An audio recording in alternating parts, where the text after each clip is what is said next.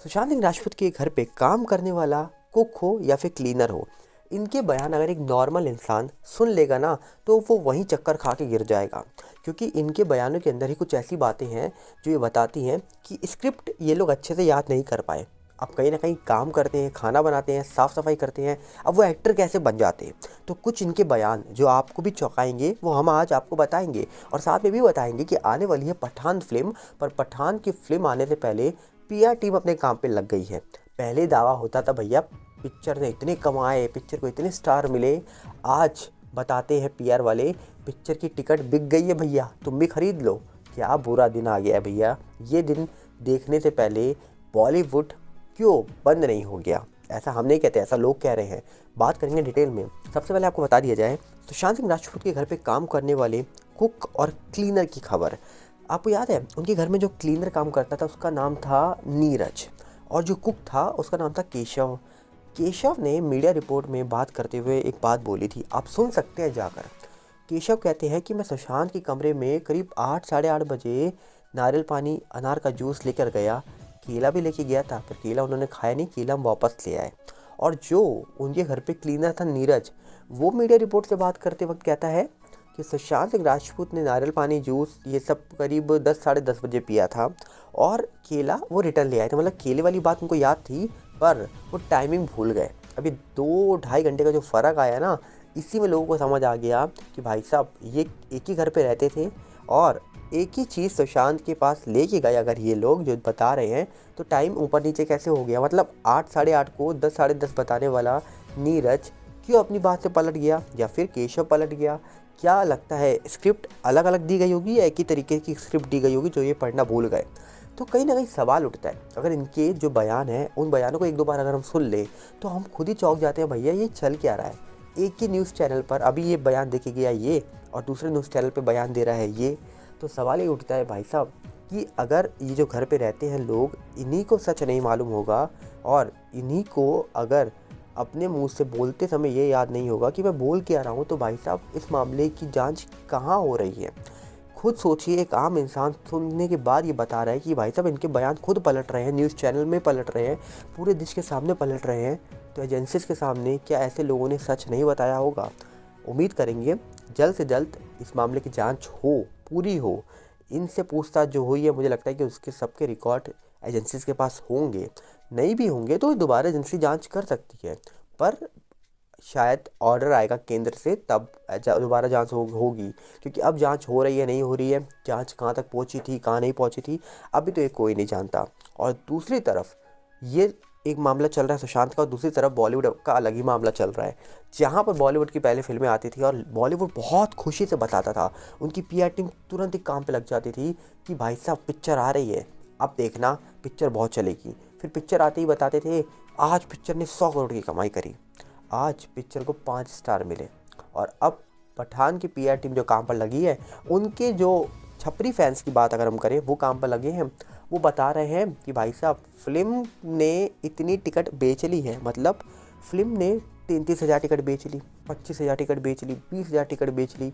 अब भाई साहब अगर हम चेक करें तो बहुत सारे सिनेमा घर खाली पड़े हैं, और अगर टिकट जो दिखाई जा रही है पीवीआर की। अब पीवीआर की टिकट खुद खरीद के पब्लिक को दिखाओगे तो क्या पब्लिक सच ना समझेगी।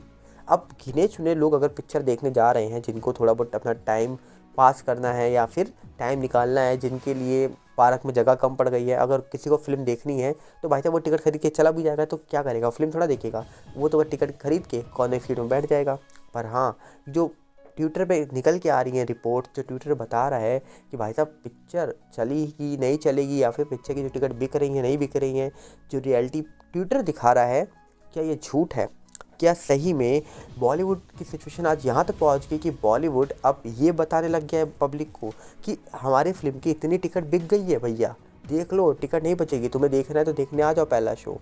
अब कहीं ना कहीं किसी की फिल्म आएगी तो टिकट तो बिकेगी, चाहे एक बिके चाहे दो बिके।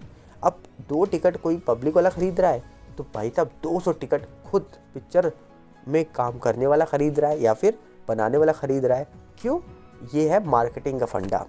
जो चीज़ जितनी बिकती है लोगों को लगता है ये बहुत अच्छी है, ये इसीलिए बिक रही है, इसीलिए हमें इसको देखना चाहिए या फिर इसीलिए इसको ख़रीदना चाहिए।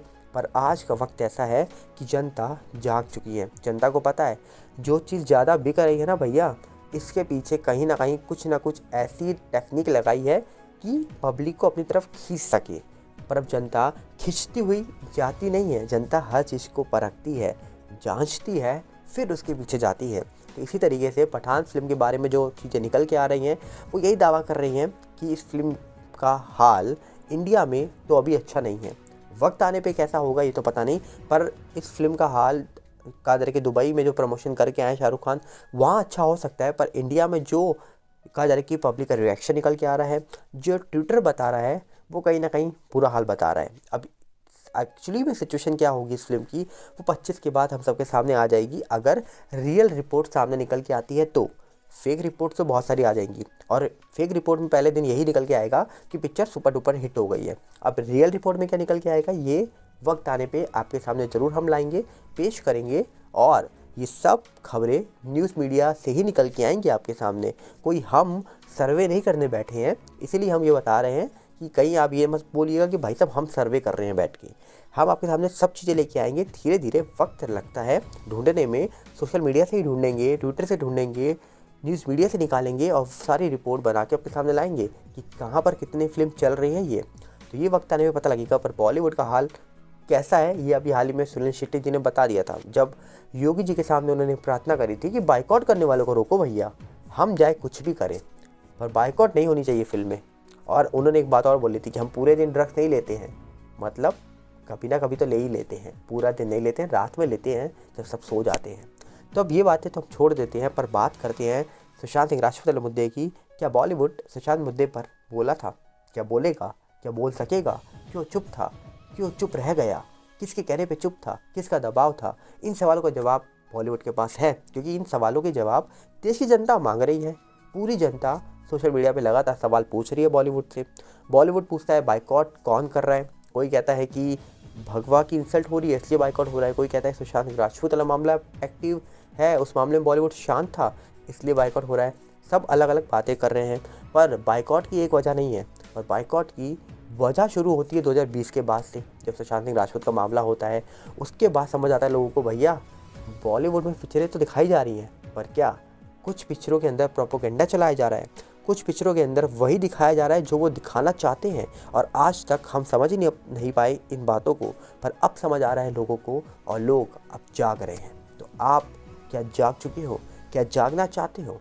अगर आप जागोगे तो कहीं ना कहीं आने वाली पीढ़ियों को अच्छा कंटेंट मिलेगा, और आने वाले फ्यूचर में एक नई इंडस्ट्री का भी जन्म होगा, जहाँ पर हमको नए टैलेंट और नए कंटेंट के साथ नई पिक्चरें देखने को भी मिलेंगी। पर वो सब तब देखेंगे जब सुशांत सिंह राजपूत को न्याय मिल जाएगा। तो उम्मीद है सुशांत सिंह राजपूत जी को न्याय मिले जल्द से जल्द, और बॉलीवुड की जो सिचुएशन है ये सुधरे सुशांत सिंह राजपूत जी को न्याय मिलने के बाद। मिलते हैं बहुत जल्दी। नमस्कार, जय हिंद।